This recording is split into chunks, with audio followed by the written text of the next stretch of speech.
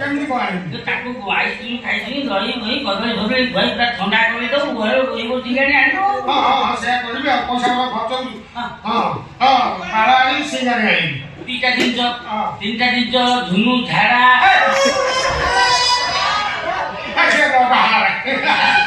ସେଟା ପାଣିଆ ହବ ତମେ କାଠ ହବ ଆରେ ଝାଡ଼ା ଦରକାର ନାହିଁ ଝୁନୁ ଯୋଉ ବସ୍ତ୍ର ପିନ୍ଧି ଝାଡ଼ା ଯାଉଥିବ ସେ ବସ୍ତ୍ରରୁ ଖଣ୍ଡେ ଦରକାର। ଏ ଭଗବାନ ସେ ଯୋଉ ଲୁଗା ପିନ୍ଧିକି ଚଳି ପିନ୍ଧି ଘରୁ ଦବ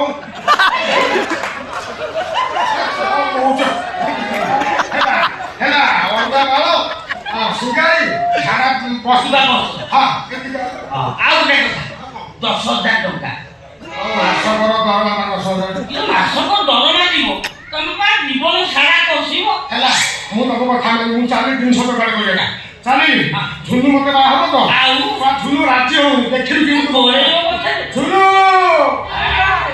ଟାଇଟ୍ ହେଇଗଲା ଝୁନୁ କେତେ ଝୁନୁର ଅଲଗା ବାଳ ସିଙ୍ଗାରି ଝାଡ଼ା ଯିବା ବସ୍ତ୍ର 10,000 ଛାଡ଼ିବି